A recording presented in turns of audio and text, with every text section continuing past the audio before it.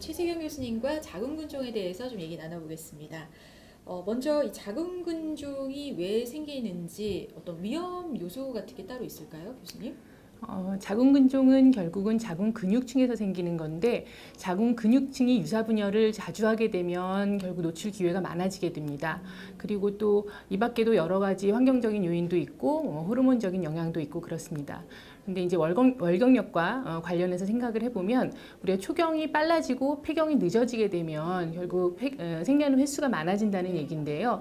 이게 결국은 배란되는 횟수가 많아지는 것과 동일합니다. 근데 배란된 이후가 우리가 보통 황체기라고 하고 자궁 근육층이 황체기에 보통은 유사분열이 많아져가지고 이런 일들이 이제 잦아지면 자궁 근종이 더 자주 발생할 수 있다라고 할 수가 있고요. 그렇게 생각하다 보면 비슷한 예로 이제 산과력이 많아지게 되면 쉽게 말하면 분만을 여러 번 하게 되면 그러면 그만큼 생리에 노출되는 기회가 줄어들게 되겠죠. 네, 그렇기 때문에 분만을 많이 하게 되면 자궁 근종이 가능성이 더 줄어든다고 생각을 하실 수 있을 것 같습니다. 네. 그리고 또 비만한 경우에는 에스트로겐의 효과가 더 많아지기 때문에 이 경우에도 자궁 근종의 위험도가 올라갈 수가 있습니다. 네. 그러면 이 자궁근종 때문에 어떤 증상들이 생기는지 좀 설명해 주시죠. 자궁 근종을 가지고 계신 분들은 보통 생리통이 많을 수도 있고 그리고 생리량이 굉장히 많을 수도 있고요. 그리고 또 이제 자궁 근종이 커지기 때문에 그 주변에 있는 장기들, 방광이라든지 장이라든지 이런 것들을 앞뒤로 누르기 때문에 그와 관련된 압박 증상이 생길 수가 있습니다. 그 외에도 보통 때, 생리 때가 아닐 때에 모호한 골반통도 생길 수가 있고요. 그러니까 여러 통증을 유발할 수도 있고 생리량도 좀 늘어날 수 있고. 그럼 이런 자궁근종이 주로 좀 자주 나타나는 연령대가 있나요? 자궁근종은 결국은 나이가 많아지면서 더 자주 발생하는 경향이 있고요. 그러니까 가임기 여성들 기준으로 봤을 때는 그리고 나이가 많아지면서 계속 증가를 하되 폐경이 되면 줄어드는 것으로 되어 있습니다. 폐경이 되면 거의 생기지 않는 질환. 네. 그럼 자궁근종은 어떤 검사로 좀 진단을 해볼 수 있나요? 보통은 이제 초음파 검사를 통해서 자궁 근종을 진단을 하게 되죠. 환자분들이 이제 증상이 있는 분들은 알아서 산부인과에 방문을 하시게 되고 이럴 경우에 초음파 검사로 쉽게 자궁 근종을 진단을 할 수가 있고요. 그렇지만 실질적으로 자궁 근종을 가지고 계시면서도 증상이 특별하지 않아서 모르고 계시는 경우들이 굉장히 많은데 그러한 경우에는 다른 과에서 뭐 CT나 MRI를 찍었다가 우연히 발견돼서 오시는 분들도 계십니다. 그러니까 생활 속에서 본인이 느낄 수 있는 어떤 증상은 별로 없는 건가요? 그러니까 진단해 볼 수 없는 경우도 많기 때문에 실제적으로 보고되고 있는 자궁 근종의 비율은 상당히 저평가되어 있다고 생각하시면 될 것 같습니다. 근데 이제 잘 모르는 경우도 있다고 하셨잖아요. 네. 그러면 이제 방치하게 될 텐데 그럴 때 올 수 있는 어떤 합병증 같은 것도 있을까요? 보통은 크기랑 관련된 증상이기 때문에 모르고 지내다가 갑자기 증상이 심각하게 나타나는 경우도 있고요. 그리고 또 우리 이제 요즘 결혼하는 연령이 늦어지게 되면서 임신도 늦어지게 되는데 산부인과 검진을 따로 받지 않고 본인도 증상이 없이 계시다가 결국은 임신이 안 돼서 확인했을 때 거대 자궁 근종을 가지고 계시는 분들도 계십니다. 그럼 자궁근종으로 인해서 그렇게 임신이 잘 안 되는 경우가 있는 건가요? 실제로 우리가 이제 불임 여성들을 봤을 때 자궁 근종 때문에 불임이 생기는 경우들이 많지는 않지만 간혹 자궁 근종의 위치에 따라서 이 자궁의 해부학적인 위치 그 모양이 변형이 되게 되면 정자의 이동도 문제가 되고 그리고 수정란의 이동도 문제가 되고 그리고 착상도 문제가 될 수가 있기 때문에 간혹 불임과 연관지어서 생각을 할 수도 있습니다. 그렇군요. 네, 그럼 일반적으로 이제 치료는 어떤 식으로 이루어지나요? 어떤 병이나 마찬가지지만 비수술적 치료와 수술적 치료 이렇게 두 가지로 나눠서 생각을 할 수가 있고요.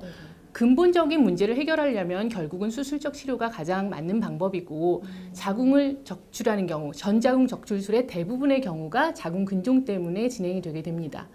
그렇지만 아까 말씀드린 것처럼 요즘은 임신하기 전 단계에서 자궁 근종을 발견하는 경우가 많기 때문에 자궁을 보존하고 그래서 근종만 절제하는 치료들이 많습니다.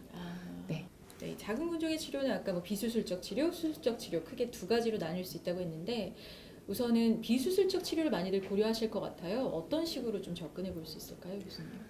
비수술적 치료라고 말씀을 드릴 수 있는 거는 이제 첫 번째로 약물 치료가 있고요. 약물 치료가? 네. 먹는 것도 있고 주사 제제도 있고 그렇게 해서 우리 보통은 복용하는 경구 피임약이라든지 아니면 그 외에 다른 호르몬 제제 그리고 호르몬을 분비하는 그런 자궁내 장치 이런 것들을 사용을 할 수 있는데 문제는 이런 것들은 자궁 근종 때문에 생길 수 있는 과다출혈이라든지 생리통 이런 것들을 완화시키기 위해서 하는 것이지 근본적인 치료는 아닙니다. 증상만 좀 네, 완화해 준다. 네. 네, 그리고 또 그 외에도 다른 시술은 자궁으로 가는 이제 동맥의 차단술을 시행하는 색전술이 있고요. 그리고 또 용해술이 있는데 문제는 이런 것들 역시 특히나 임신을 앞둔 사람들한테는 이런 비수술적 치료들을 권고하고 있지는 않습니다.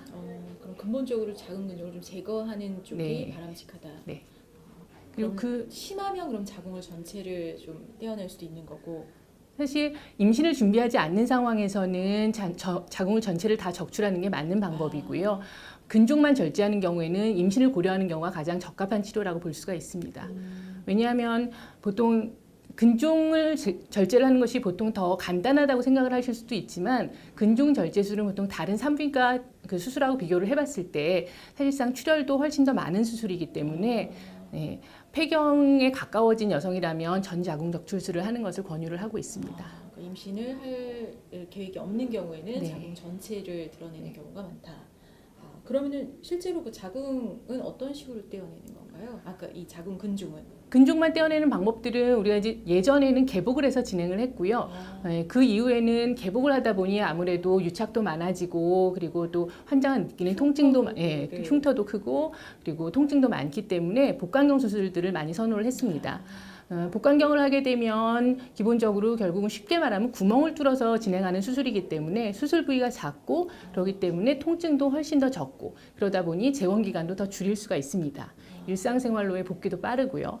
그런데 문제는 근종 절제술을 했을 때 임신을 앞둔 환자라면 사실은 굉장히 정밀한 그 근층의 봉합이 필요한데 복강경 수술이 이제 그게 한계로 대두가 되고 있어서 이런 경우에 이제 임신을 하게 되면 향후에 임신 중간에 자궁 파열이 된다든지 그런 무서운 합병증이 생길 수가 있기 때문에 요즘 새로 나오고 있는 로봇 자궁 근종 수술을 많이 권하고 있습니다. 그건 어떻게 이루어지는 수술인 거죠?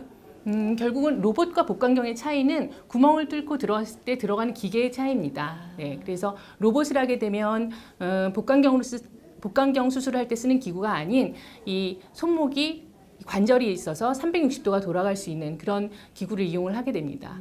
이럴 때 그 근종 절제 수술에서 가장 중요한 정밀한 봉합이 가능해지는 상황이 됩니다. 그러니까 정밀하게 수술이 되다 보니까 네. 또 자궁을 잘 보존할 수 있게 되는 거군요. 네. 그러니까 임신을 앞두신 분은 이렇게 로봇으로 복강경 수술을 진행한다. 근데 이 자궁 근종을 이제 떼어냈어도 다시 또 생길 수도 있는지, 그러니까 재발도 잘 되나요, 교수님?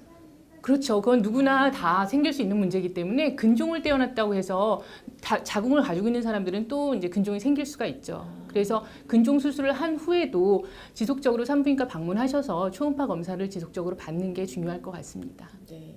그럼 마지막으로 좀 자궁 건강을 잘 지킬 수 있도록 이렇게 시청자분들께 당부 말씀 한마디 부탁드릴게요.